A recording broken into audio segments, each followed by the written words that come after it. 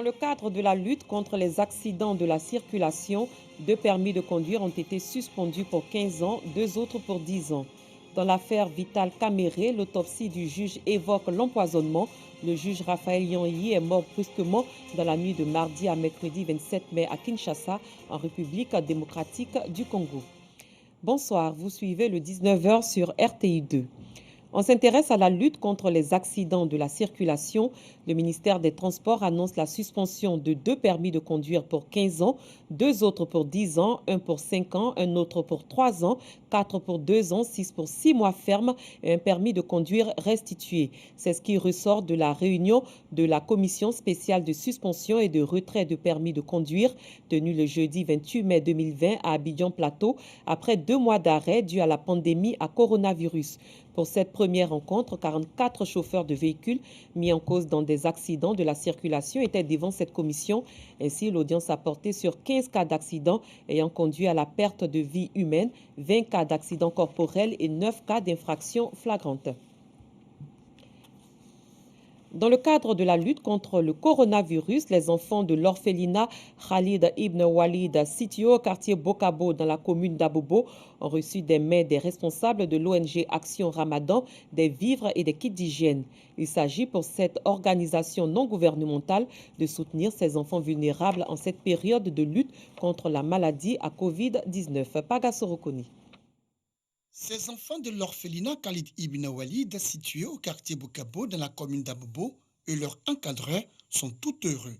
Ils ont reçu la visite de l'ONG Action Ramadan, venue les mains chargées de vivres et de non-vivres, composés, entre autres, de sacs de riz, de cartons de sucre, de boîtes de lait, de pâtes alimentaires, de cartons d'huile et de savon, mais aussi de kits d'hygiène et de protection.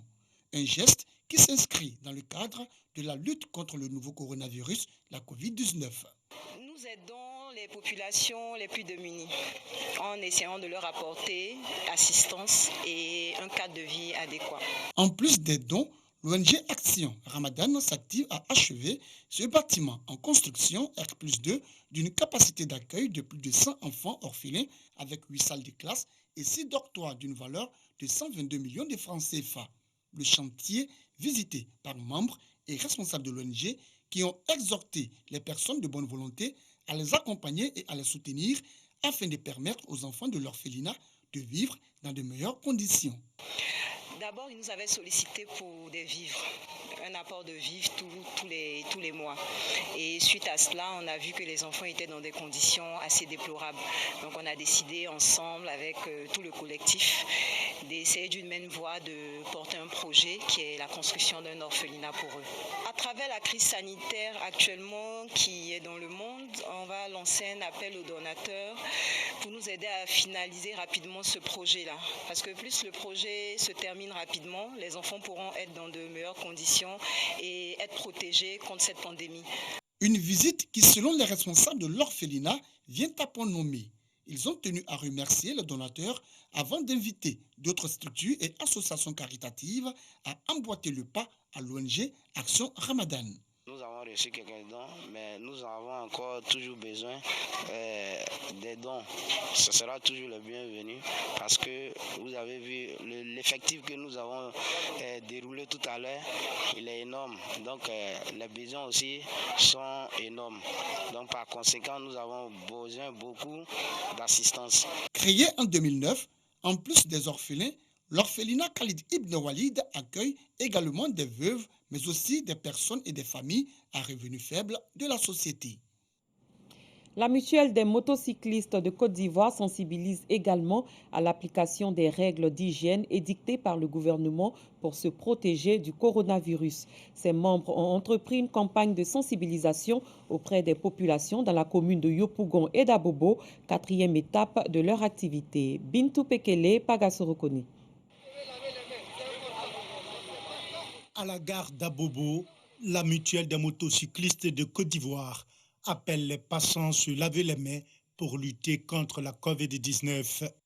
Cette initiative est leur contribution à l'appel à l'union sacrée lancé par le président de la République pour combattre la pandémie à coronavirus. Quand nous sortons, généralement, plus de 150 personnes lavent les mains Mais l'objectif, c'est le message et les gestes. Il faut approcher la population pour leur montrer réellement ce que nous faisons. Voilà pourquoi la mutuelle est ici aujourd'hui. On était à Yopougon, on a fait 3 sorties à Yopougon. Dieu merci, aujourd'hui on est à Bobo grâce à la mairie d'Abobo. On n'a pas de moyens parce que c'est un grand travail. Donc nous demandons de grâce aux gens de bonne volonté de nous aider à avoir quelqu'un qui peut nous appuyer. La population d'Abobo adhère à cette campagne de sensibilisation. J'ai voulu laver mes mains parce que je sentais que mes mains étaient sales. Et avec la maladie qui court, je voulais laver mes mains pour ça. Moi, ça me fait plaisir de voir ça. Parce que ça prouve que vraiment tout le monde prend au sérieux la maladie. Je trouve que c'est une bonne initiative, c'est bon parce que ça aide la population à sensibiliser la population, voilà, à laver les mains régulièrement. La mutuelle des motocyclistes de Côte d'Ivoire est à la 4e phase de son activité de sensibilisation liée à la COVID-19. Commentaire signé Dangui Dangui. L'Organisation internationale pour les migrations appuie le ministère de la Sécurité et de la Protection civile à travers un projet financé par la République fédérale d'Allemagne dans le cadre de la lutte contre la maladie à coronavirus. Une action pour permettre aux agents des postes de police frontière de remplir leur mission dans de meilleures conditions. Les agents du poste de police frontière de Gbéléban, au nord-ouest de la Côte d'Ivoire, ont reçu un important lot d'équipements sanitaires en présence du ministre Vagondo Diomondé et de l'ambassadeur d'Allemagne en Côte d'Ivoire, F. Bouy. Le poste de police frontière de Gbéléban reçoit un lot d'équipements sanitaires composé de gants, de cache-nez, de savons liquides, de gel hydroalcoolique, de rouleaux de papier jetable, de dispositifs de lavage des mains et de questionnaires pour faciliter l'identification des personnes à risque en collectant des données sanitaires et de voyage des transporteurs. Ceci pour lutter contre la propagation de la maladie à coronavirus. Une action qui s'inscrit dans le cadre du projet renforcer les capacités des autorités de la Côte d'Ivoire à apporter une réponse intégrée à la traite des êtres humains et au trafic illicite des migrants, dénommé Cocotype. Un projet mis en œuvre par l'Organisation internationale pour les migrations OIM sous financement de l'Allemagne à hauteur de 3,6 millions d'euros.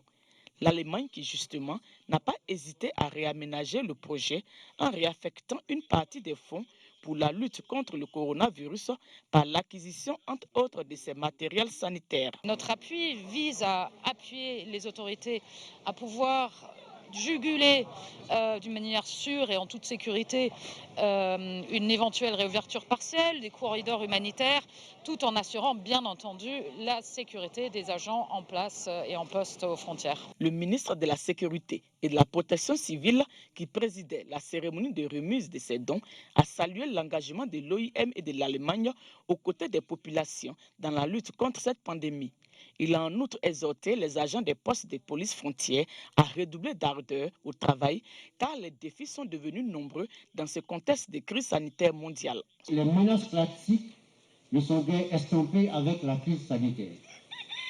Les passeurs, les trafiquants et les terroristes poursuivent leurs activités alors que les missions des forces de police se sont accrues avec la crise sanitaire.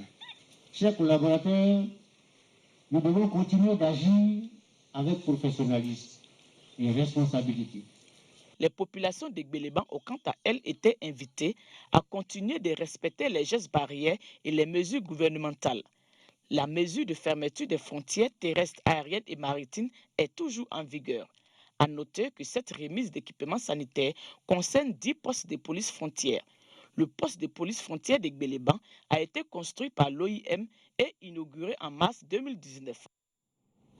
Parlons identification. Les initiatives pour la réussite de l'opérateur de renouvellement de la carte nationale d'identité se multiplient sur le terrain. À Boaké, les chefs des différentes communautés sont mis à contribution pour la sensibilisation des populations sur cette importante opération. Soro Corona. Foyer des jeunes de Koko. Les chefs des différentes communautés résidant à Boaké sensibilisés et informés sur le mode de renouvellement et d'acquisition de la carte nationale d'identité. Une rencontre pour impliquer davantage ces leaders communautaires dans la sensibilisation des populations sur le processus d'enrôlement en cours dans le pays. L'envoyé du ministre des Transports et du maire de Boaké a expliqué aux chefs des communautés l'importance de la carte nationale d'identité. Paul Dakio a annoncé toutes les dispositions prises pour faciliter l'obtention de l'extrait de naissance et du certificat de nationalité, document servant à obtenir la carte nationale d'identité. La mobilisation pour se faire recenser pour que Bouaké ait le nombre exact de populations qui vivent à Bouaké.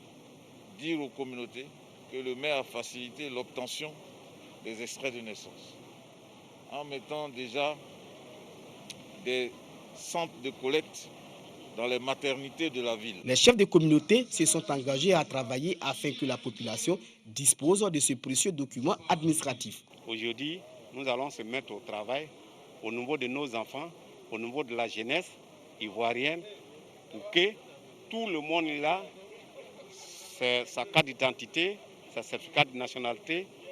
L'opération de renouvellement de la carte nationale d'identité a débuté le 17 février dernier. Cette opération permettra à 6,5 millions d'Ivoiriens de renouveler leur carte nationale d'identité et à 3,9 millions de nouveaux demandeurs d'avoir le précieux sésame. Autre chose, la dépouille de l'artiste Ernest Kwadio Kofi, dit Ernst Kofiz, quittera demain Newark Liberty International. Elle devrait arriver le mercredi 3 juin à Abidjan, puis Dimbokro, sa ville d'origine, dans le centre ivoirien pour les obsèques. Presque 3 mois se sont écoulés depuis le décès du concepteur du Zopio Dance et du Zogoda le 8 mars 2020 aux États-Unis des suites d'une longue maladie. Le président de la République, Alassane Ouattara, natif de la ville de Dimbokro, comme le défunt, a décidé de la prise en charge par l'État de tous les frais funéraires. En République démocratique du Congo, le juge Raphaël Yanyi est mort brusquement dans la nuit de mardi au mercredi 27 mai à Kinshasa. Le juge Raphaël Yanyi, qui avait la charge de l'affaire Vital Kamerhe, était le président du tribunal de grande instance de Kinshasa. Il aurait été empoisonné, dit le rapport d'autopsie cité par la radio Okapi. Dangui. Le juge Raphaël Yanyi, décédé le 27 mai dernier, aurait été empoisonné, selon le rapport d'autopsie cité par la radio Okapi. Selon cette radio, le rapport de l'autopsie révélerait que le juge Raphaël Yanyi n'est pas décédé d'une mort naturelle. Un poison aurait été utilisé. Ce média ajoute qu'une expertise internationale serait envisagée. Le rapport auquel Radio Okapi a eu accès aurait été déposé au bureau du procureur de la République près du parquet de Kinshasa-Gombe. Reste maintenant aux toxicologues de déterminer la nature de l'éventuel poison qui aurait tué le juge.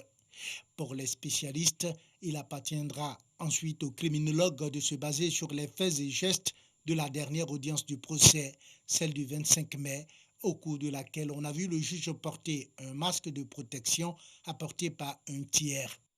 D'autres spécialistes conseillent de passer en revue les derniers jours de la vie de Raphaël Yanyi. Le juge Raphaël Yanyi est mort brusquement dans la nuit de mardi au mercredi 27 mai à Kinshasa en RDC.